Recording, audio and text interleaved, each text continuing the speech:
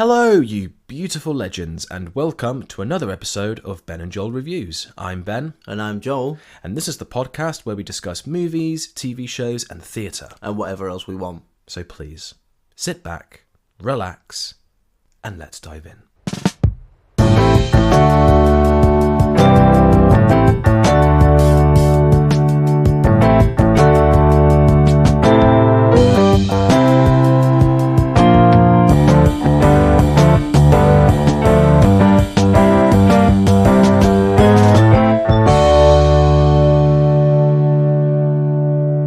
Hello, darling. Hello, how are you?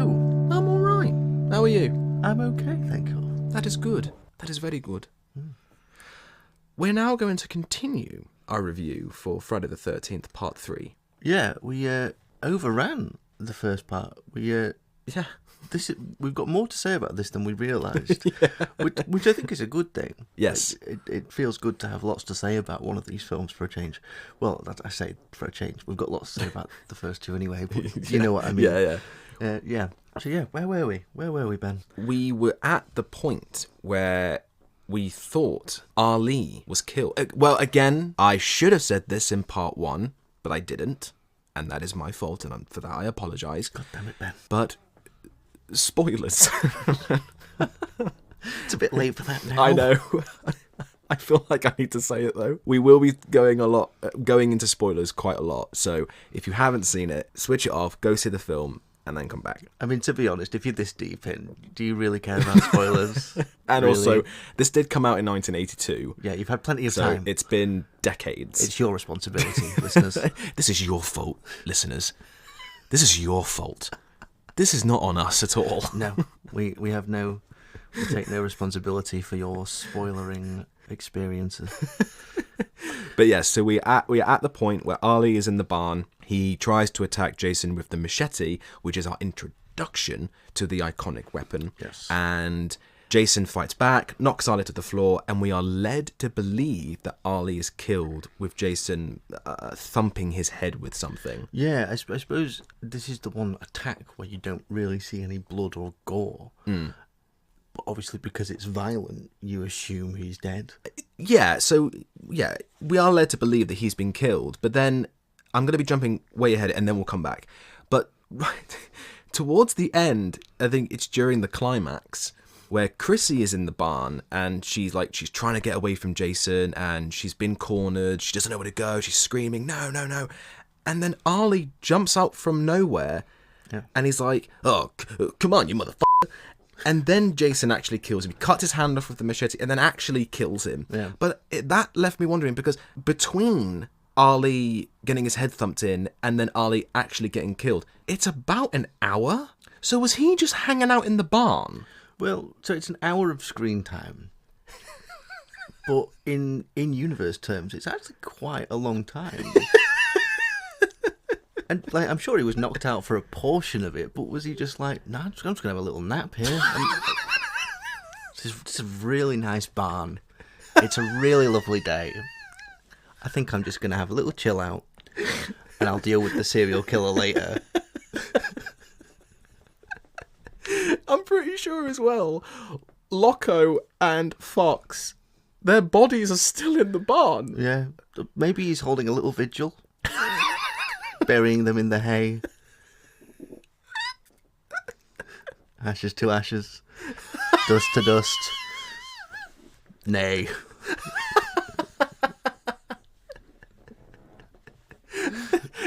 Jason's killing all the other campers, going after Chrissy, and meanwhile, it's just Ali in the barn. Ashes to dust. Doing the cross sign. Little vicar's collar. Amen. He's got his whole family there with him. Yeah. Would anyone like to say a few words? Oh, God. But that begs the question, because isn't there a scene where... Is it Chrissy and... Oh, what's the guy's name? Rick. Don't they enter the barn at some point, or is it the other couple? It's Chuck and Abby Julie. And Ali decides, I'm not going to save them. They can go. Well, this is the thing. They come in the barn, Yeah. and then they leave. Yeah. So was Ali just there being like, just watching them. And Jason's also in the barn, because when Chuck and Abby Julie are leaving the barn, there's the creepy shot of Jason sort of walking into frame, and the music's like, ring, and he's just watching them. Is Arlie also just there watching them and Jason in the background, just like, Quite possibly. Quite possibly. Yeah, clearly Arlie just had this strange fascination with the barn.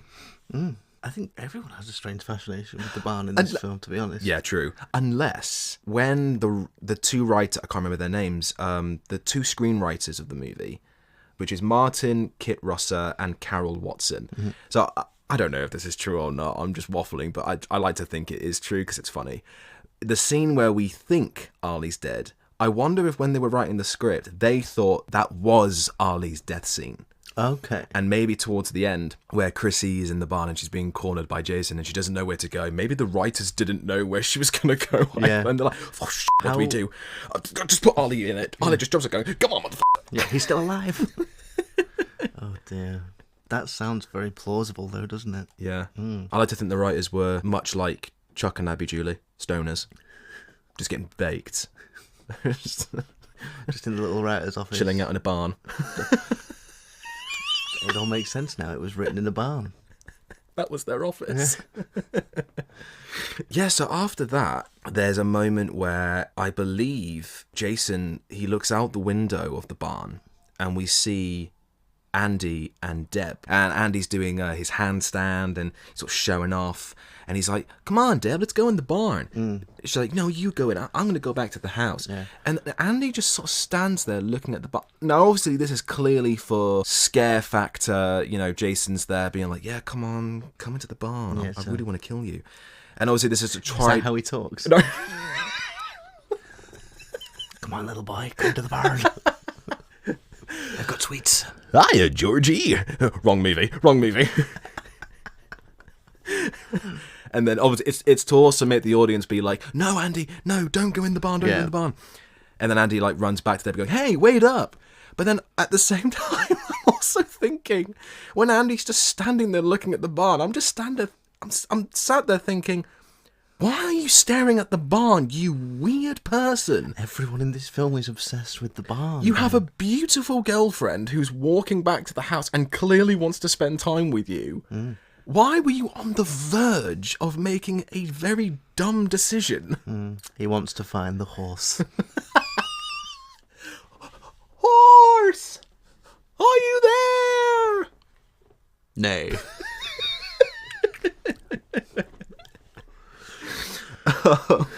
So yeah, he runs back after her. And then I think some time has sort of gone on and we see Andy and Shelley in the house juggling. Yeah. That was a shot that was clearly designed for 3D as well. Yeah. Is it like a top-down bird's eye view shot? Yeah, it's a bird's eye view shot of them juggling the balls in the air. We just realised how that sounded. Juggling the balls in the air. Oh dear. I'll juggle your balls. Quite expertly, I might add. We've known each other for over 12 years. Yeah. He should be experienced by now. So I put in my notes that Andy and Shelley are simple folk when they're juggling. Yeah. And they're just there like, huh, you give up? No. Hey, you give up? Not a chance. Yeah, and it's Chris and Deb. No, it's Deb and Vera. Yeah, and they're sort of whispering, I know how to put a stop to this. Yeah, and Deb goes up to Andy. Yeah. He's like, hey, Andy, I know... Something along the lines of like, I know what you could do with those hands. And then Andy just drops them, the balls, and he's like, yeah, you win. Yeah, which then leads into a bit of setup. There's the poker first appears. Yes. At the fire. Yep. And then I immediately forgot their names. I'm dreadful at this. So we have Shelley, Vera, Andy, Deb, Rick, Chrissy. Yeah. Andy and Deb. There we go. And then Chuck and Abby Julie. Yes. So Andy and Deb go into the bedroom to have weird, freaky hammocks. Yep. And then we have a little conversation with Vera and Shelley, where Shelley's sort of putting himself out there a little bit. He's building up the courage. Yeah. And I just find that scene very entertaining when he gets shot down. Well, okay, so let's pick this apart from the start. So Shelley is still juggling. Mm-hmm.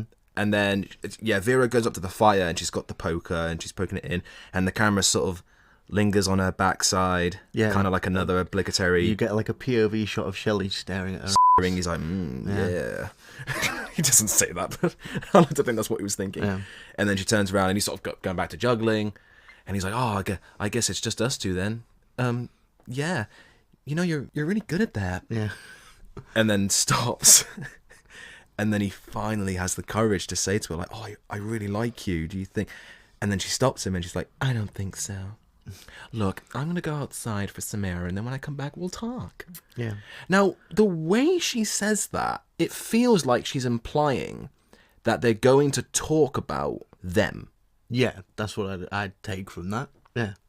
It's almost like, yeah, I'll come back, and then we'll talk. Yeah, it's like, I'm going to go outside, get my thoughts straight, figure out what I want to say to you, and then I'll come back and we can discuss. Straight after saying, I don't think so. Yeah. And then Shelley's like, yeah, we'll talk. That really cracked me up. The delivery of that was really good. I don't know the actor's name, but No. I honestly think Shelley was a little bit of a highlight for me in this. Yeah, he was certainly the most entertaining of the group. Yeah, he was very fun to watch. Yeah, definitely. And then Vera's sort of wandering around, and she's like looking out in the lake, and like there's that really good piece of violin music that comes in while she's walking out, and there's how does it go? It's like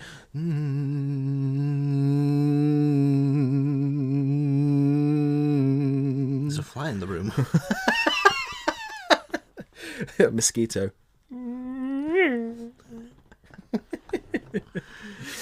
And then Andy and Deb, what is it? They're getting ready to get into the hammock, and he's like, "So how do we do it?" Well, you get in, and then you can go on top, or I can, and take our clothes off. And I know how to do it. I mean, how do we do it in the hammock? With difficulty.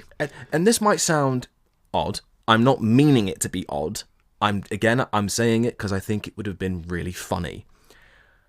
Whenever they were about to have sex in the hammock, it cuts away to another scene. Yeah. And then when it comes back, they finished. I want to know what it would have looked like. Just watching it swing. Just watching it swing. Like maybe Andy fell off a few times. You know, they start and it cuts away to another scene. It cuts back to them falling out onto the floor. That'd be quite funny. Oh dear.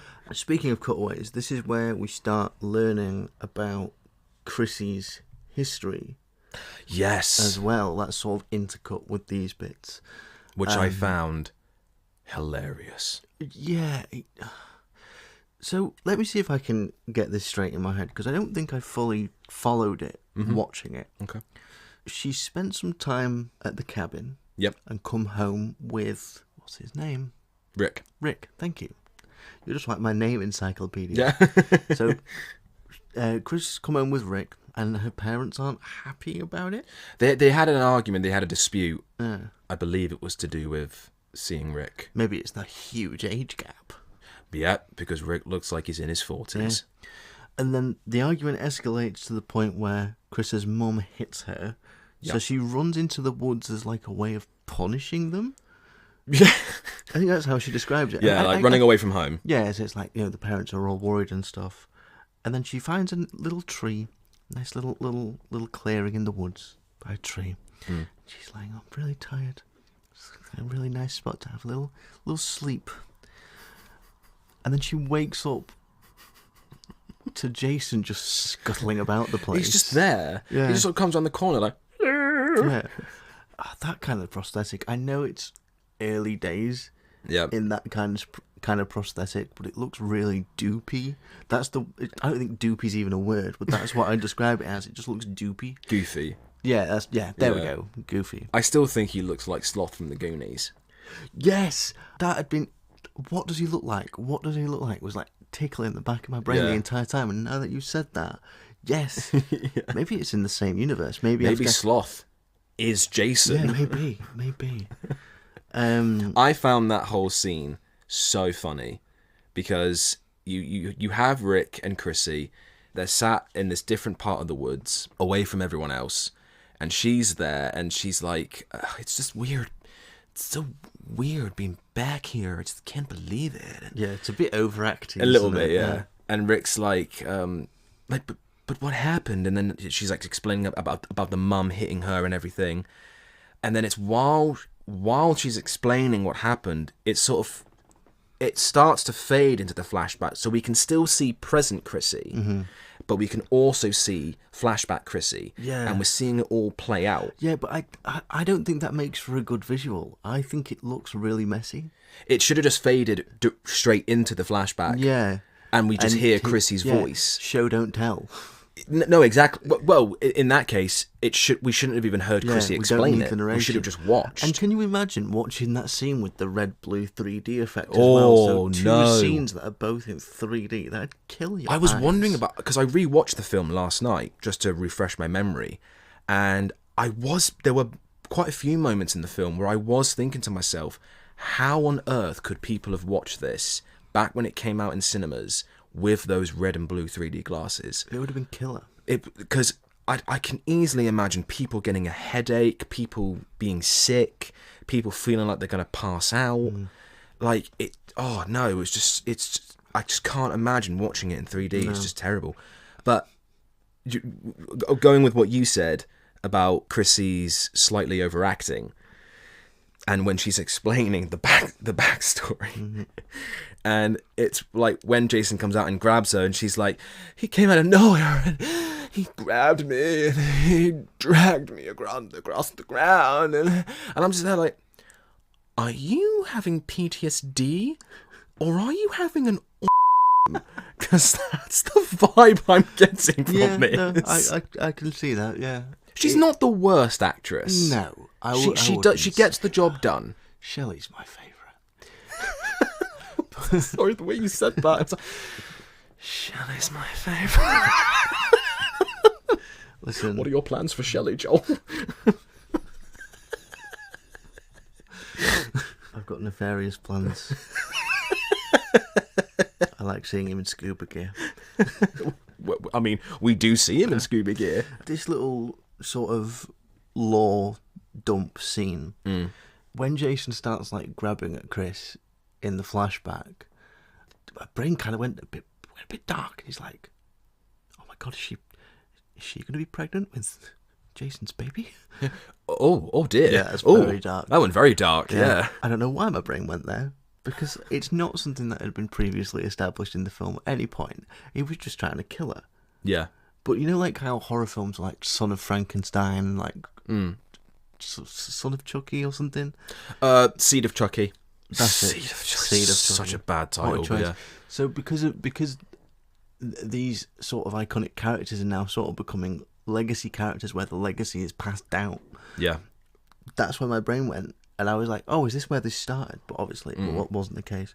I think they'll ever do that one day, though, where like there's a different antagonist, not protagonist. There's a different protagonist other than Jason. Do you mean antagonist? Yeah, that's what I meant. Different antagonist. Yeah, I mean, in all of these movies, it's never implied that Jason, wants to have his way with a woman. So I don't even think he knows what that is. No, isn't the idea that he's still a child trapped in like an adult's body? He definitely still has the mind of a child. Yeah. And and obviously, as we see in the movies, there's definitely something supernatural involved. But no, he's never. Again, it's never shown or implied that he looks at a woman and thinks, "Oh, okay, I want to have her." When there's no discrimination. He sees everyone the same. I'm going to kill you all. Yeah. Do you know what? That's very progressive. Yeah, and I appreciate that. Respect to Jason for that. Yeah. Oh, hello, Jason. Ah! Oh, Herbie dies. Oh, the battery in the car. Yeah. The car looks like Herbie. It does. Is it Herbie? Have I got that name right? Yeah, Herbie. Because there was another review where I mentioned Herbie, but I didn't say Herbie. You say like Kirby, as in like the video game character. Bertie. Bertie. Because during the recording of that, I thought it was fine, and then I listened back to it and I thought, Bertie? That's not right. So I got that wrong. It's not Bertie, it's Herbie. But yeah, Rick's car looks like Herbie. Yes, it and does. The battery dies. And he's realised that he can't get the car running, so they have to walk back. But Rick knows a shortcut. I'm using quotation marks. Shortcut. Is that so Rick can have his way?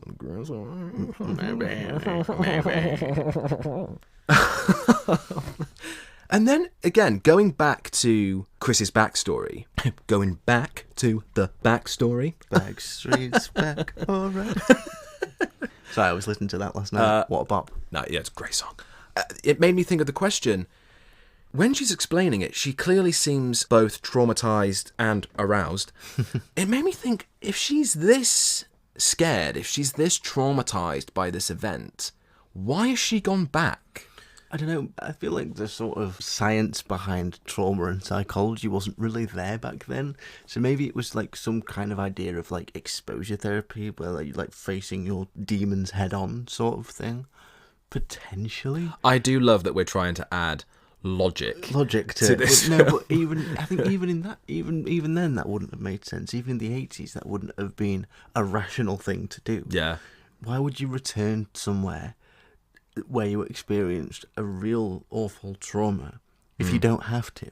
Exactly. Again, I can imagine like her friends, even her family, maybe a doctor, a mental health professional would say to her, don't go back if it's going to make it worse. If it's going to make your mental health worse, don't go back. So, yeah, but obviously the writers didn't... well, again, I don't know if this is true or not, but I don't think the writers even thought of that.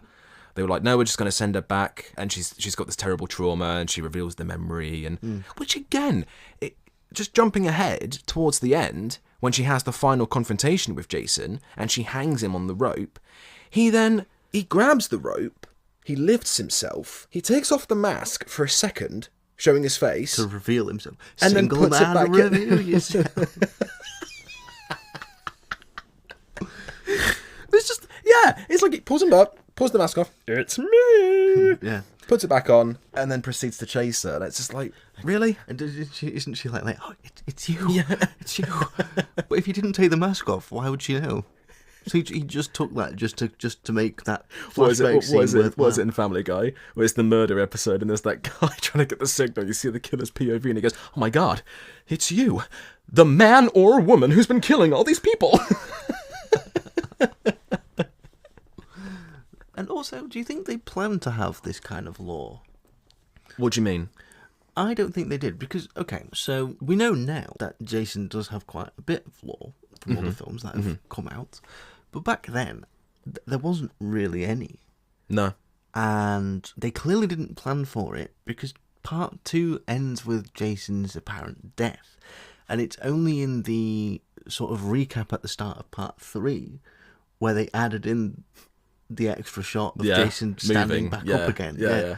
So, although to be fair, at the end of the second one, where we think he's dead, they do go back to that cabin, and then Jason does jump through the window. Oh, and grabs the protagonist. Yes. So even at the end of the second one, we know he's not dead. Yeah.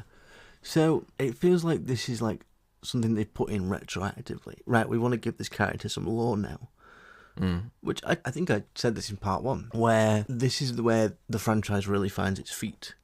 It gives Jason the iconic look, and it starts getting a bit more lore heavy, even though it doesn't really impact the film greatly, other than giving some personal connection between the antagonist and the protagonist in the final fight. Yeah. It is kind of inconsequential, but it's really starting to find, what's the term? Like, not snowballing, but it's starting to gather pace. Yeah. How everything's building. Gain some momentum. But it feels like it was a bit of an afterthought. Yeah. It feels like they wrote the film first and then realised, oh, we've not really characterised Jason enough, so here we're going to put this in the script. Yeah. So Chris and Jason have had an encounter before. Yeah, just feels like an afterthought to me. See, I think the whole... I would go as far as to say that the backstory of Chrissy is a MacGuffin, because if you were to cut it out... Yeah, it makes no change. Chrissy would still be there. She would still be the protagonist. Yeah, she just wouldn't have gone back to relive some trauma. She'd have just gone for like a little trip. Having said that, if you were to cut that out, Chrissy would be a very bland, boring protagonist. Yeah. I suppose this backstory does add some level of depth to her. And sort of the first half of the film, they dangle that thread. Yeah, they keep dropping little lines of dialogue about what happened last time when I was here last year, or you know what happened to me, you know. But they don't elaborate on it, and it's like a little hook to keep you at least sort of emotionally invested. Yeah, that reminded when she's going, oh, it's weird being back here. Oh, you remember what happened last time? And there's this long, an unnecessarily long amount of build-up before we eventually know about the backstory. And that really reminded me of Star Wars: The Rise of Skywalker, where Finn, he clearly realizes that he has the Force, and he keeps saying to Rey throughout the film, Rey, there's something I need to tell you, and doesn't tell her. Yeah. And it's like, there are so many moments in that movie where he very easily could have told her, yet chooses not to. I hate to interrupt you. There's something I need to tell you. Yes. So we cut back to the Stoners.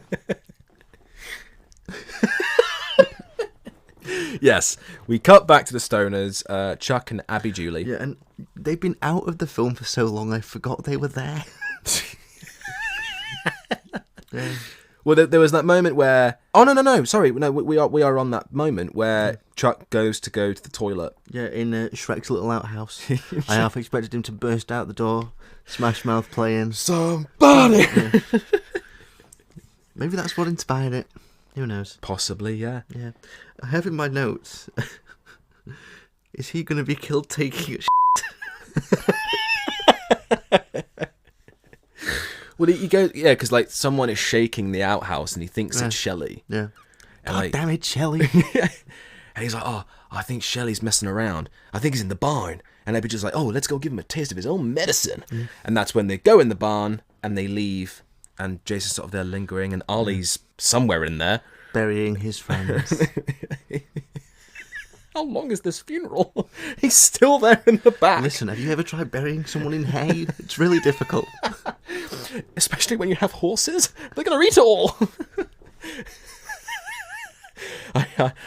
You may now rest in peace. Nay. And, the electric goes out, doesn't it? Like, the power goes out. Yeah. Are we thinking of the same? Have I skipped a bit too far ahead? You might have done. The power cut doesn't happen for a bit. Okay. And then we cut to Shelley with the hockey mask. Oh, that's right. Vera she's sat down. Yes. With her feet sort of dangling over the lake. Yes. And a hand like comes out and grabs her ankle, and she's like, no. I've got Shelley alone on a swing bench. He die now. That's now after. He's going to the. Is it? Yeah. So that happens, and then he jumps up wearing the hockey mask and scares her. He's like, oh, that'll teach you. And she's like, God damn it, Shelley, why do you do these stupid things? And he's like, I have to. You don't have to. I just want you to like me. I do like you, Shelley, but not when you're being such a jerk. Yeah.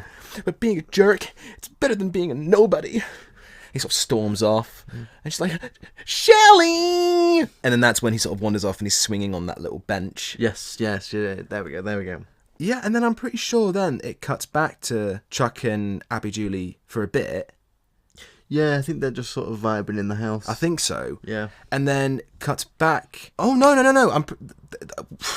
We're going to be very scattered here, but... Shooty-bop-bop, boody-boop. At one point, it does cut back to Deb and Andy. They finished having and she's like, that was the best one yet. Was it the me or the hammock? The hammock. The hammock's just there like, oh, yeah. That's what I like to hear. And then when it cuts back to Vera... Yeah, she's on the dock. Yes, and she drops Shelley's wallet. Yeah, why does she still have it? Maybe she just forgot to Maybe she just forgot to give it back to... I forgot my words. I forgot what to say. What are words, Joel? Edit. Yeah, she takes up the wallet and she drops it by accident in the lake. Yeah, just look after people's property better, you dozy bitch. And it has a photo in the wallet of Shelley and his mum. It's a very sweet photo. That's going to be ruined by the water in the lake. It might be the only photo he has left of his own mother. His mum might be dead. Jason. I thought you were going to say the name of the mum for a second. I think, yes, it's the only photo he has of his mum. Maybe she's dead. Miranda! Well, like Miranda Hart. I don't know. I just thought of Miranda. And then while she's trying to get the wallet, we see Jason wandering down the dock wearing the hockey mask. Yeah. You do it better than I can. That's it, yeah. And he's got... What has he got? Is it like a little crossbow thing? Something like that. I think it's something you use for fishing. A harpoon. That... I believe that it... Yeah, we could be wrong, but that's what it looks like. And she's there going, oh, sorry, Shelley, I dropped your wallet. I've got it. Who are you? Because she's probably realising, wait, Shelley is kind of tubby and nerdy. You're kind of big and strong. You're not Shelley. Who are you? And he's like pulling the harpoon out. And she's going, what are you doing? Stop that. And he shoots the harpoon straight into her eyeball. Oh, it's a good shot. I mean, both in terms of Jason's aim and cinematography. Yeah. Bullseye. So I think, literally, I think, good shot from Jason. It's a decent shot cinematography-wise. I think it's a very dated effect. Yeah, but I can imagine watching that at the time and being like, wow. Yeah, maybe, because obviously when he shoots the harpoon coming towards the camera is clearly for 3D, and then it goes into her eye, and now you can kind of tell with the latex around her eye. Yeah. But maybe at the time, people were fooled. I might be misremembering, but I don't think there's any music. Usually when there's a death coming, and you can sense that it's coming, and the music rises. I don't think there's any music over this. There is. Is there? Yeah. If there is, it's very, very subtle, and it doesn't. I think it's that very high pitch. So like when the death actually happens, the music's like. Yeah. Okay. The actual kill took me by surprise, so I just wrote in my eye, shot in the eye. Oh, sorry. Yeah, it's after Vera's killed. Yeah, we see Andy and Deb in the hammock. She's like, oh, that was the best one yet, babe. Yeah, and then she. Deb decides to go and take a shower. Yes. Very psycho-coded. Very, yeah. You can see... Maybe we should do a review on Psycho at some point, because you can see how... I've mentioned Psycho in every episode we've done for Friday the 13th. Yeah.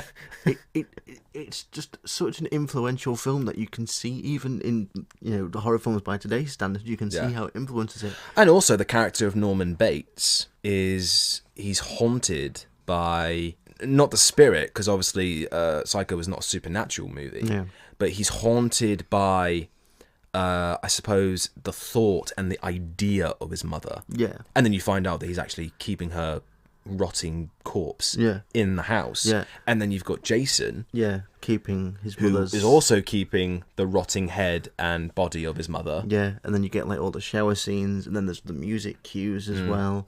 Like, Psycho has been such a huge influence on this, it's hard not to talk about it in relation. Yeah, no, definitely.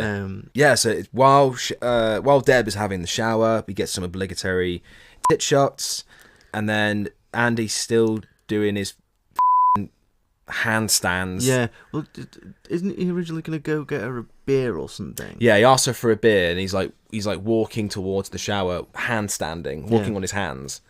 And then I believe it cuts to Abby Julie. Abby Julie?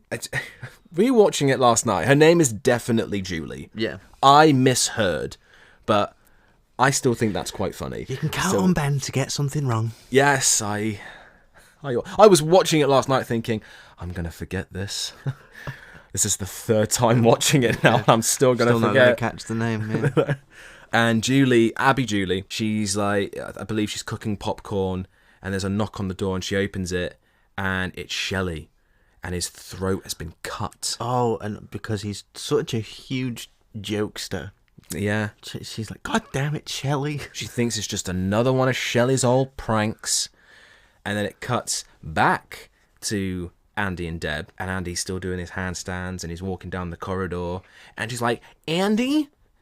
And then Andy sort of looks up from below and sees Jason, and what I actually thought was a pretty good effect, Jason gets the machete and slices down in between his legs through the balls. Through the balls. And the shots from underneath the floor, it's like they've done the shot where he's like standing on some glass and the camera's beneath. Yes, yeah. Which I think is such a good idea.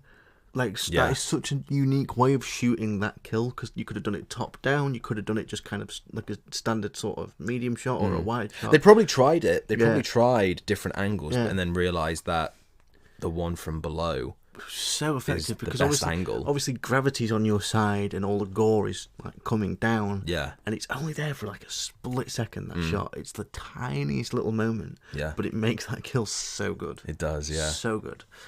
And then we cut to Chuck going to test the power. Yeah. Or turn the power on. Yeah, because the power's gone out. Yeah. Yeah. And he walks down into the basement where the power box is, and he's barefoot, which is weird. Yeah. Why would you go down there barefoot? Why would you be barefoot in general when you're in the woods? Yeah, no, gross. But he is a hippie. Yeah. What, still thinking he's in the 60s, even though this took place in the 80s? Yeah, maybe. And there was this might actually be my favourite shot in the movie, is when he turns the power on. It's all dark at first, and then the camera's on him, and then he turns the power on, light comes on behind him, and Jason's just right behind him. Yeah. That was a cool shot. Yeah. Isn't Deb next and then Chuck? I might have mixed my notes around. I'm just following my notes. We have both watched this film multiple times and taken multiple sets of notes. No, it's not. I just Wait. noticed in my notes, machete to the balls. Yikes! My notes are so insightful. Right, okay, so Andy's dead, and then Deb comes out of the shower. Yeah, and she gets in the hammock, and there's the little reference in the magazine, right? Yes, so she's reading Fangoria, and we see a piece in Fangoria written about famous makeup artist and occasional actor Tom Savini, who was the makeup artist for the first Friday the 13th movie. Amazing makeup artist. Good actor, because I've seen him in quite a few movies, and he's very good. I believe he directed a film once. Yeah, he directed the remake, the 1990 remake of Night of the Living Dead. Oh. Which I have, and it's very good. Very, very good. And while she's reading it, we see drops of blood dripping onto the magazine. Yeah, from above. And then she looks up, and then there's another really cool shot of Andy's body sort of dangling over her. Yeah, in the rafters. Yeah, and you see his cut up sort of legs. You see like the inside of his body, and it's all like disgusting. And then Jason grabs her head and pushes the knife through her neck, which was a nice little nod to the first film, to Kevin Bacon. to which I noted, is Deb the new Kevin Bacon? Maybe. Is she secretly Kevin Bacon? Footloose 2, Electric Boogaloo. It's personal this time. Then the scene happens with Chuck. Yes. And Jason throws him in the power box, and Chuck's electrocuted and killed, which is making the power go nuts. And Abby Julie's like, what the hell's going on? Shelley, come on, move. Realizes that Shelley is actually dead. She shakes him and sort of dislodges him from where he's resting against, and he slowly just, slumps to down the floor. Yeah. And she's like, oh my God. It's a shame we didn't get to see Shelley's death On screen. properly. Yeah. But it was a nice little fake out, because they've done the groundwork of showing him to be a prankster. Yeah. So there's every possibility that when he came in that time in the wetsuit, you think, oh, well, he's pissing about. He's pulling a prank. He's taking the piss. Yeah, it sort of announces the arrival of Jason into the house. Yeah. which is quite neat, I think. I thought the acting from Abby Julie when she realizes he's dead. This scene was weird. Yeah, because when she's running through the cabin. She's not even running. Well, no, she's a brisk walk. It's like a brisk walk, kind of. I wouldn't even call it brisk. She's just walking, but it's as she's walking, her face is all scrunched up, and she's like, "No, Andy, Deb, Shelley's dead." As she's slowly walking up the stairs. Yeah, she goes up that spiral staircase at a really leisurely pace. Like your friend has just come in with his throat cut, and you've just realised he's dead, and you've got no sense of urgency. No. Now, I wonder if she had to deliberately slow down for the shot, because how it tracks her from the lower floor to the upper floor. I mean, maybe, But that's the only reason I can think of for her reaction to be that slow. And we don't even see a shot because she goes in the room where Andy and Deb were and sees them both dead, clearly, because we hear her scream again. But you don't see, the camera doesn't cut into the room. No. And we don't actually see her reaction full on, which I thought was weird.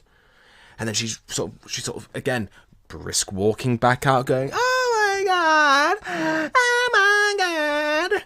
And then Jason picks up the poker. And because it's already on the fire, it's like piping hot and stabs all the way through Abby Julie's stomach. You see it like sizzle. And like the steam is coming, it's rising.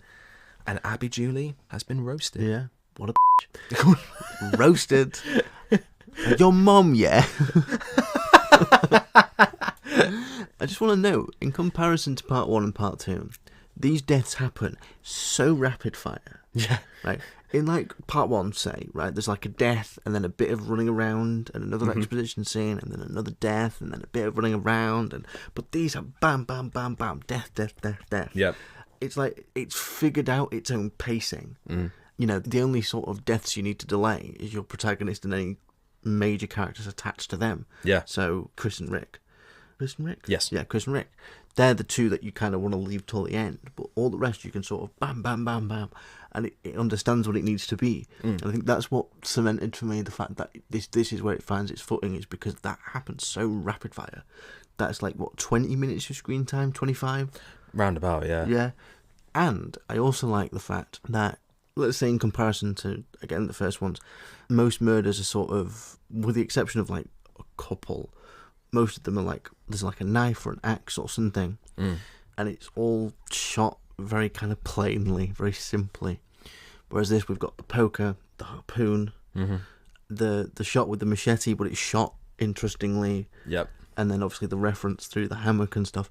So it's like, it's more varied, it happens really quickly, and I think you see more. I think you see more of the practical effects versus the other two.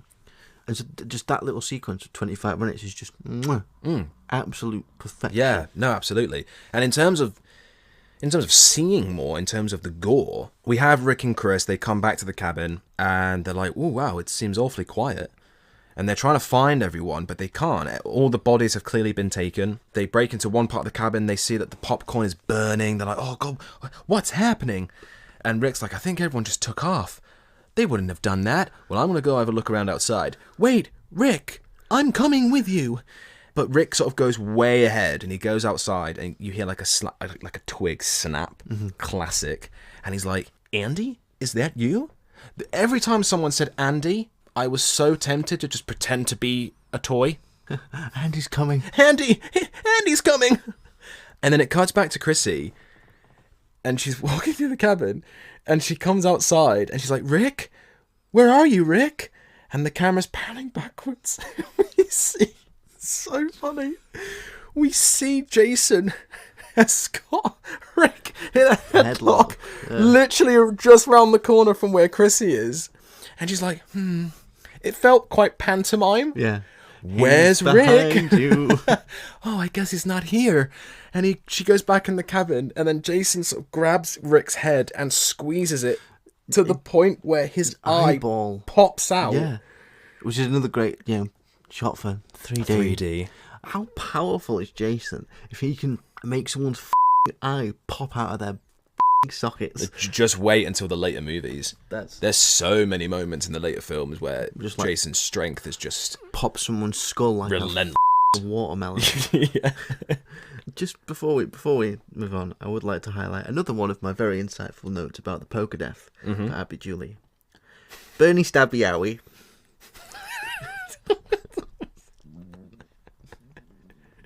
Which is very akin to Stabby Stabby Die Die. Stabby Stabby Bye Bye 3. Bernie Owie. That's what I would call this film. If you need any help titling your screenplay, shoot me an email. I'll sort it out. Send us a DM on Instagram. I will name your films. Finding Nemo, Lost Fish. Jurassic Park. Dinosaur escape. Dinosaur. Big dinosaur. Eat people. Basically just cavemen. Ugh.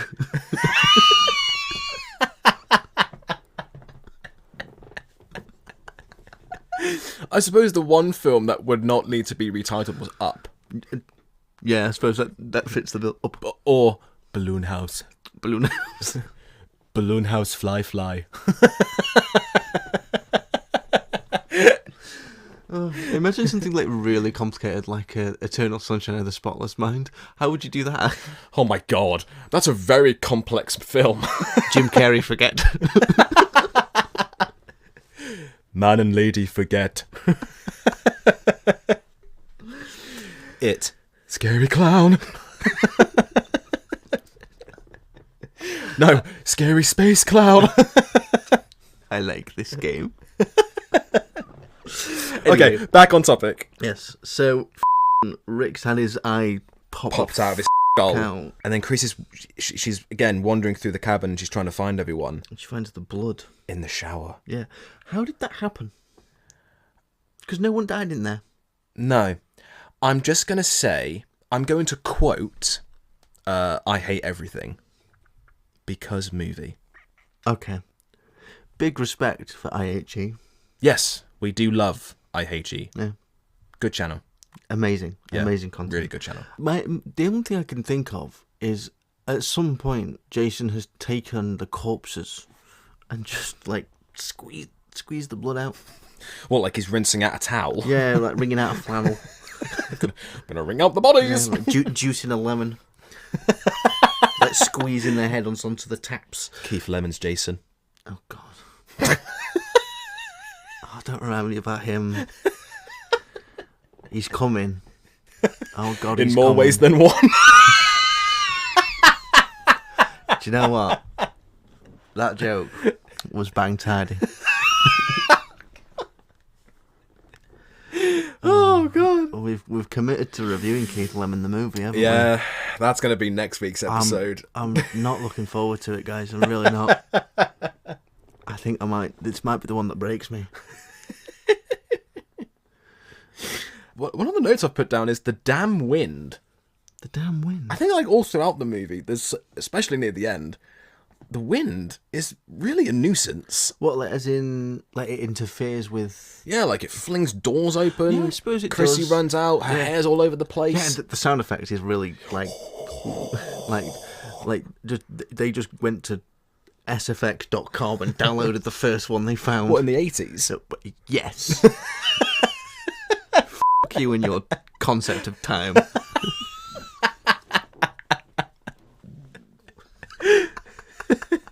Well, you know, they went into the Hollywood data bank. We need wind. Oh God! Oh, there's just a whole team of people driving down in a van, going into Hollywood. We need wind. That's why they've got the van, for the wind. It's not even a sound effect. It's actually just boxes of wind.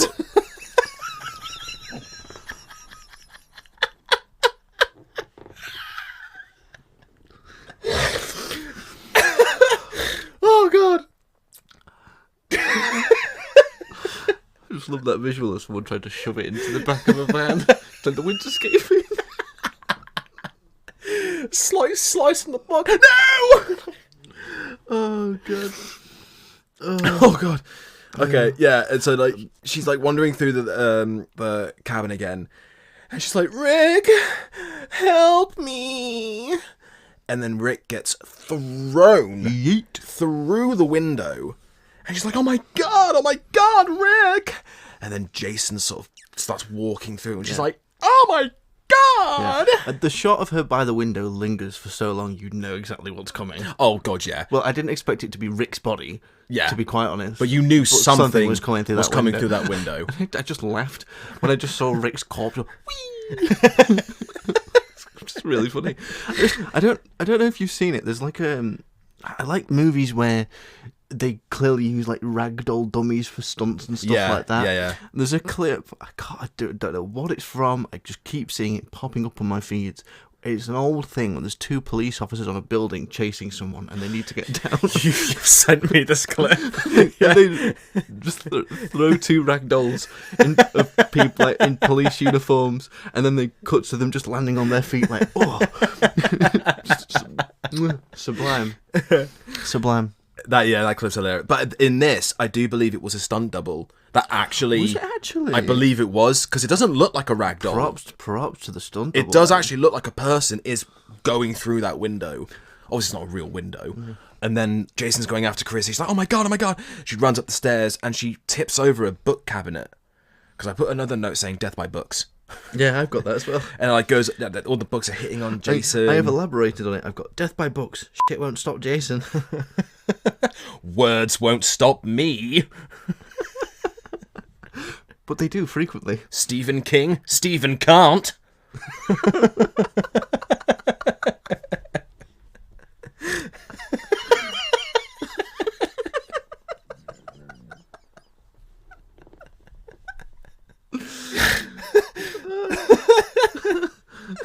Oh, my favourite author, Stephen Kant. How many cans of Kant? 12 12 Little League of Gentlemen reference for you. Yes.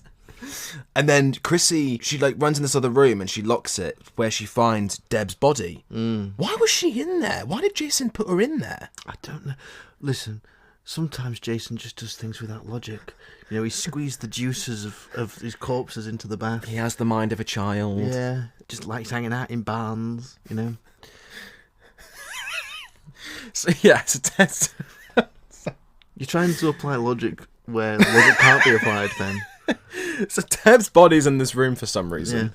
And then Jason starts hammering an axe through the door, which made me wonder, was that an intentional, subtle reference to The Shining? Like maybe like a tiny little nod? What year did The Shining come out? 1980, so 2 years before. Maybe. So yeah, I don't know, it just made me wonder. Because I feel like the films would have shared an audience. If you like The Shining, you're probably going to see Friday the 13th. Yes. You know? And The Shining did make a lot of subtle references to earlier horror movies. This is going very off topic, but I have to mention this scene because I love it so much. It's in the climax, towards the climax, and I've forgotten the wife's name, but there's the wife in The Shining who is walking upstairs with a kitchen knife. Isn't she called Shelley? Oh no, that's Shelley Duvall, the actress. The actress, yeah. I've forgotten the character's name. God damn it, Shelley. Yeah, but Shelley Duvall, the actress, she's walking up the stairs with a knife, and you see her shadow, and like her silhouette is like really emphasized, and that was a very clever reference to Nosferatu. When you see his silhouette going up the stairs. We'll review The Shining and Nosferatu another time. I just had to mention that scene because I love it so much. Ben loves horror. Oh God, I do. He does. Please believe me when I say we're not only going to review horror. Joel's going to make sure we're not only going to review horror movies. I'm here to keep Ben in check. He's punishing me by making us review Keith Lemon the film. Yeah, exactly. Well, and myself. It's the dynamic of our friendship. It always has been. It is. You do things and I rein you in. Oh, maybe not. Yeah, Chrissy, she goes to jump out of the cabin, and then Jason sort of jumps out and grabs her, which actually startled me a little bit. I was like, oh God, okay. Isn't this when, as well, so at separate points we've seen the hockey mask, we've seen the machete, but now he has both. Yes. And the look is complete. Yes. Mwah. Again, we've already said it, iconic. Yes. And I think he's trying to grab her to pull her back in. Yeah. The clothes rip, and she falls. And she's hiding. I've quoted you at this moment. Okay. In my notes. This is what you said. Love, run. What are you doing? Yeah, something I put. I was like, why doesn't Chrissy just run? Just keep running. But she decides to pick up a block of wood, and she's waiting for Jason to walk out, and then she whacks him on the back of his head, and he sort of falls and falls to the floor. And then she runs to the van. The mystery machine. The mystery machine. Ruh-roh. That was the worst Scooby-Doo impression ever. I'm never doing that again. So she runs into the van, starts driving away, and just happens to be on the bridge when the gas runs out. It's nice how those two things that they flagged earlier coincide together. Yes. That was a nice touch. So, like, we saw the rickety bridge as they drive in, and they draw attention to, like, the wood moving as they drive over, and you go, oh, okay. Yep. You see, like, the gang, and, like, Fox and everything, like, siphoning the fuel, and you're like, oh, okay, remember that. And she just runs out of fuel on the bridge, and you're like, oh, Chris, you're f***ed. So she's trying to get the car up and running again. Meanwhile, the two back wheels of the van are starting to sink into the bridge. Yes. She then looks down and realises the van's out of gas, to which she says, gas. Jason, there's a shot of Jason running up as well, and you said, like in like some dumb little derpy voice, wait for me. As he's sort of hobbling towards the van. Yeah, that really tickled me. That so she manages to get she flicks a switch, doesn't she? There's like backup gas in the van that gets it up and running. I don't know. But then the van, it's too late because the van sinks into the bridge. Yeah. And Jason tries to grab her, but she's like winds the window up. Like rapid fire. Yeah. And Jason's like, oh no. Could you imagine if it was an electric one? That's another thing I'm saying. Like, she's winding the window up. It wouldn't have hurt that much. But Jason's there, like, clearly acting like, oh no, I have been fired. It's my only weakness. Windows. I didn't realise that Jason was a distant relation to Kermit the Frog.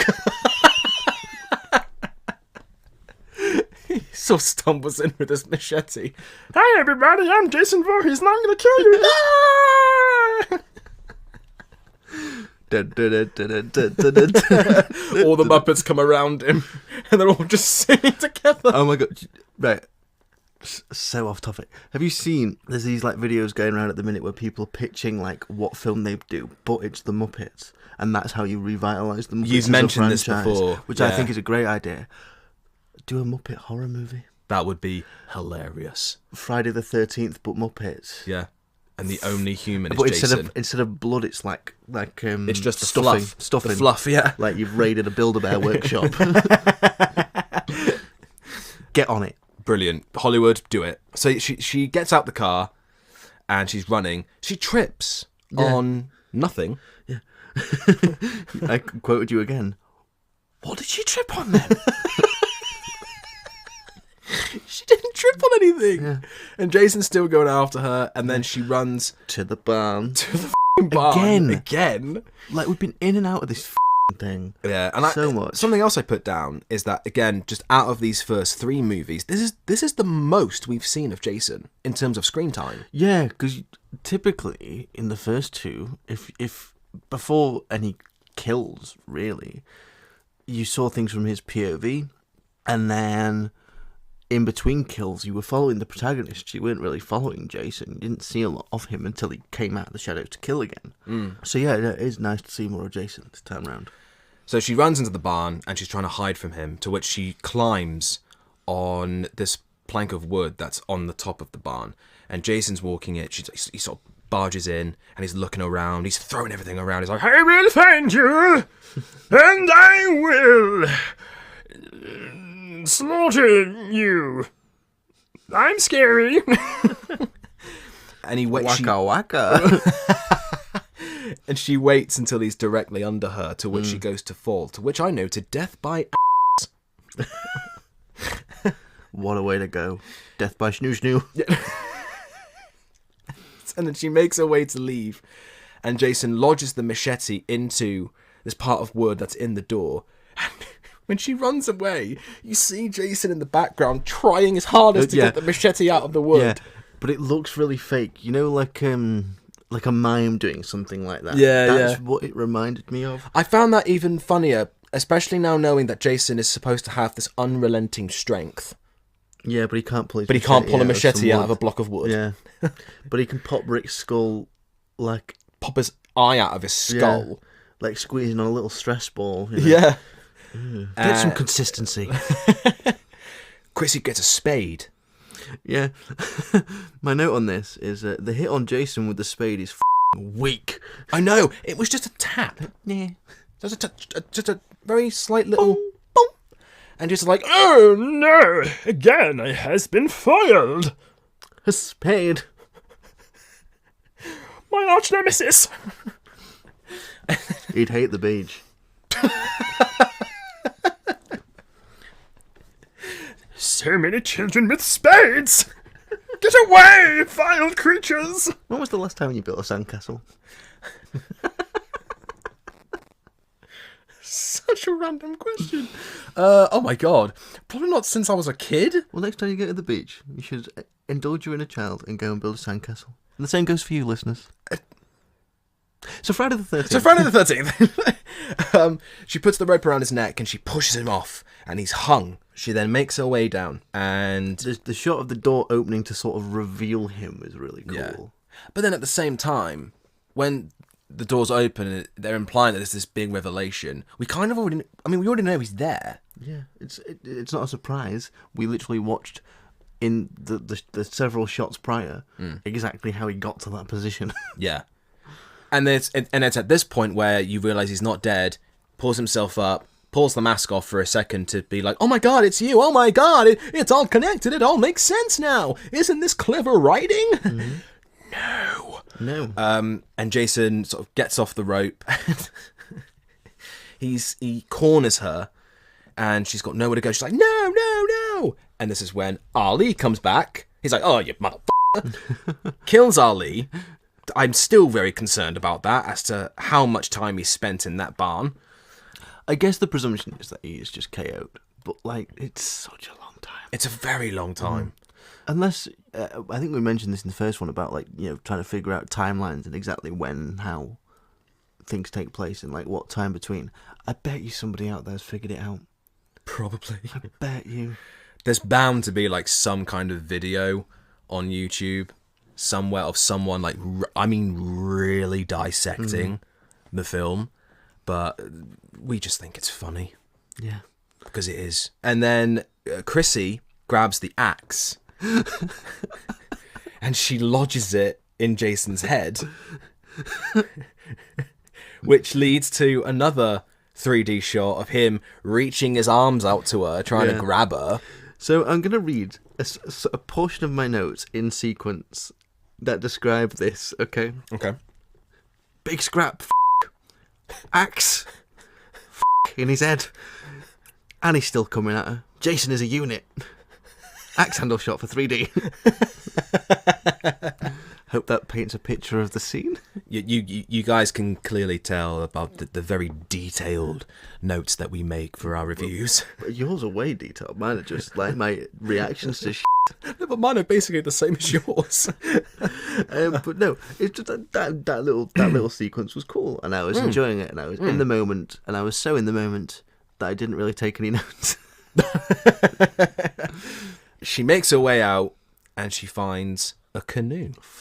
The canoe. Is it the same canoe from the first one? Well, it's like jumped lakes.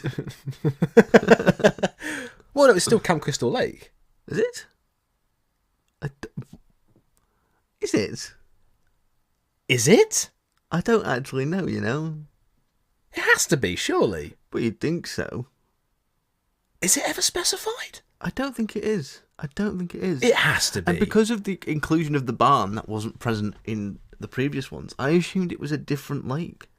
No, it has to be Camp Crystal Lake. Like, the American lakes are like really big, and like when they say they're going to the lake, it's like a big lake. So it could just be further along the shore. Possibly. It would be weird if it was a Friday the 13th movie that didn't take place at Camp Crystal Lake. Because Jason's whole purpose is that he's there because he lives there, and anyone who comes into the lake, he butchers. Yeah.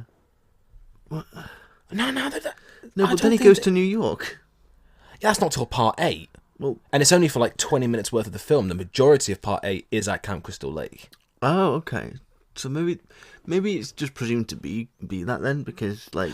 No, but you do bring up an interesting point, because it is never specified. No, I don't think it is. I don't think it is at any point. But okay, so for now, I'm just going to say it is the canoe from the. Yes. I like there to be a connection to the previous films. So she gets on the canoe and she sort of makes her way off. And I said, "Is Mrs. Voorhees going to jump out of the lake?" Yeah. Oh yes. Joel actually said that. I am a soothsayer, Ben. Yes. So keep note of that, listeners. That Joel said that way before it actually happened. So she goes on the canoe and it sort of fades to the next morning. She's asleep in the canoe. How on earth you could sleep in a canoe, I'll never know. And she wakes up, she's like, no. You get jump scared by a duck. I literally just put duck with an exclamation point. Duck! And she's sort of startled, and then she looks up, and this shot made me and Joel die with laughter. We had to rewatch it several times over. She looks up, and you see a wide shot of the cabin, and you can just see in one of the top windows, Jason's head just sort of pops out of nowhere. And again, I could just hear, hello! It's so funny. And she's like, no! And he sort of runs down, and I'm not even joking, he just walks through the door. Yeah, he just barrels it off it. And it knocks off its hinges. Absolutely barrels it off his hinges, but it's the way he stops immediately afterwards to get his bearings, and he's like, huh? It's just so funny. Like, I will probably end up memeing that clip. Yeah. At some point, it's like, when like someone says the pizza's ready. Something like that. Brilliant. And he starts running towards her, and then she turns, and she's like, no, and then she turns back, and he's gone. And then it comes to, as what Joel predicted, a decomposed Mrs. Voorhees jumps out of the lake and grabs her, which to me makes absolutely no sense. No. None of these characters know who Mrs. Voorhees is. No. And then after that scene, it's then revealed to be a dream? Yeah. So or was she just hallucinating? Does that mean the canoe sequence in the first one was also like a hallucination? Well, I mean... Well, I suppose it's implied it is in the first one, isn't it? Yeah, because then after this sequence where Mrs. Voorhees grabs her, it then fades to police coming to the cabin, and they take Chrissy, and one of the cops goes, what was she saying about some woman? Yeah. About some old woman at the lake? So, do they all have, like, a weird little, like, fever dream of being in a canoe and someone coming out of the lake? Is that, like, a shared dream? I had a fever dream once, where I was in a canoe, and Miss Piggy jumped out and grabbed me. I thought you were going to say, like, Fozzie Bear. Gonzo. Waka! Yeah, no, I mean, with the Friday the 13th movies having this supernatural element to them, I don't know if, like, maybe these characters are being haunted by them. Maybe. It's just weird, because it never comes up again. Those sequences just stick out like a sore thumb. Yeah. And they're always at the very, very end. It's like, the film's going to end. It's like, oh, the canoe scene. Yeah, it's as we've said, there's bound to be people out there who are going to add like some really complex meaning to it, but I can just imagine the writers being like, we just need to have another jump scare towards the end. Yeah, just one last one. Yeah. But I don't know why they chose Mrs. Voorhees. I think because Jason is now at the forefront. And so she's in the lake?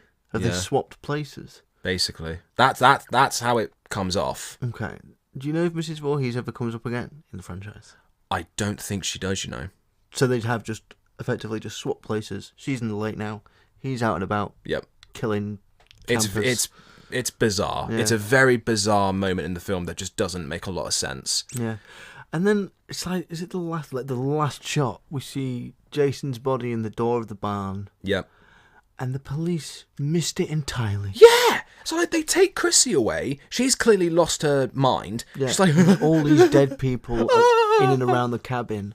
And no one's thought to check the barn. The cars drive away when they put Chrissy in the car. She's screaming, she's laughing, she's gone completely insane. The cars drive off, and the camera pans back to the barn, which is wide open, and Jason's just laying there in clear view. Yeah. What? Did the police not... And he's got an axe in his head. Yeah. All I can think is maybe they think he's another victim. Or they know he's the perpetrator, but they're like, don't go near him. Yeah, maybe. Have you never seen the previous films? Yeah. Officer, don't go near him. I warn thee. You're doomed. Yeah, so that's another bit that didn't make a lot of sense. And then it fades to another wide shot of the lake. There's a bit more creepy music. And then we fade to black. And the end credits roll with the funky Brazzers promo. Brazzers 80s music kicking in. So yeah, and that is Friday the 13th Part 3. Yeah, I really, really like this one. Same. I think there's elements to it that still kind of confuse me, or there's elements that are still predictable. Yeah. But I had such a fun ride watching this. It's way more fun than the first two. The deaths are so cool. Mm-hmm. The cinematography, the music, everything's elevated, and the film has finally found its identity. Yeah, it's still, as we've said, throughout the review, it's still heavily flawed. There's still bits that don't make a lot of sense. Again, the acting isn't the best. It is very corny and cheesy. But all of these things, all of these negatives are what make the film fun to watch. Yeah, you kind of come to these expecting a certain standard. Yeah. A bit subpar. Yeah. And it is, but in a good way. Yeah. So while I think the first and the second film are on par with each other, this one is definitely above. Yeah, this has been my favourite so far. In terms of just how entertaining it is, and you really can just laugh at it from start to finish. Again, as we said before, with friends, beer, pizza, and just enjoy it. And honestly, really fun watch. Corny, cheesy as hell. It is really cheesy, this one. They ham up the cheese. Yeah, doesn't make a lot of sense, but my God, it's a fun watch. Yeah. It doesn't need to make sense, as long as it makes sense in your heart. Well said, Joel. Well said. Thank you. Guys, thank you so much for listening to today's episode. If you liked it, you can subscribe to our YouTube channel. You can follow us on Instagram at Ben and Joel Reviews. You can also follow us on Twitter, or X as it's now referred to, at B_J_reviews123. And we will see you next week. Take care. Take care, my loves.